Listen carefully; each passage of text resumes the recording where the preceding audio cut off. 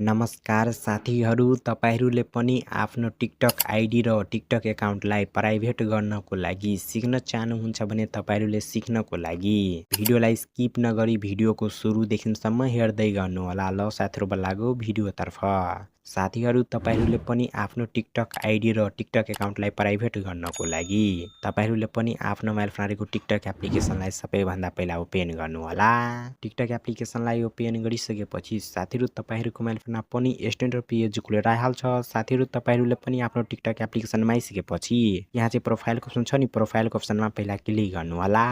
प्रोफाइलको अप्सनमा क्लिक गरिसकेपछि साथीहरू तपाईहरूको मोबाइल फोनमा पनि तपाईहरूको टिकटक आइडीको प्रोफाइल आउँछ। यहाँ तपाईहरूले पनि आफ्नो टिकटक आइडीको प्रोफाइलमा आइसकेपछि यहाँ चाहिँ 3 लाइनको अप्सन छ नि, 3 लाइनको अप्सनमा क्लिक गर्नुहोला। माथि 3 लाइनको अप्सनमा क्लिक गरिसकेपछि साथीहरू तपाईहरूले तल सेटिङ्स एन्ड प्राइभेसी भन्ने अप्सन छ नि, तल सेटिङ्स एन्ड प्राइभेसी भन्ने अप्सनमा क्लिक गर्नुहोला। सेटिङ्स एन्ड प्राइभेसी भन्ने अप्सनमा क्लिक गरिसकेपछि साथीहरू तपाईहरूको मोबाइल फोनमा पनि तपाईहरूको टिकटक आइडीको सम्पूर्ण सेटिङहरू यहाँ आउँछ।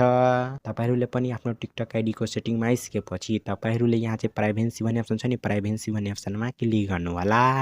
प्राइभेसी भन्ने अप्सनमा क्लिक गरिसकेपछि साथीहरू तपाईहरूको मोबाइल फोनमा पनि यहाँ चाहिँ धेरैवटा अप्सनहरू आइहाल्छ। तपाईहरूले पनि आफ्नो मोबाइल फोनमा यहाँ आइसकेपछि तपाईहरूले आफ्नो टिकटक आइडी र टिकटक एकाउन्टलाई प्राइभेट गर्नको लागि यहाँ चाहिँ प्राइभेट एकाउन्ट भन्ने अप्सन छ नि, प्राइभेट एकाउन्ट भन्ने अप्सनको साइडमा यो अप्सन छ नि, यो अप्सनलाई अन गर्नुहोला। अन गरिदिनुहुन्छ भने साथीहरू तपाईहरूको मोबाइल फोनमा पनि तपाईहरूको टिकटक आइडी र टिकटक एकाउन्ट प्राइभेट भइहाल्छ। साथीहरू तपाईहरूको भिडियो राम्रो लाग्यो भने भिडियोलाई एक लाइक गरेर च्यानललाई पनि सब्स्क्राइब गर्नुहोला यस्तै प्रकारको भिडियोहरू हेर्नको लागि।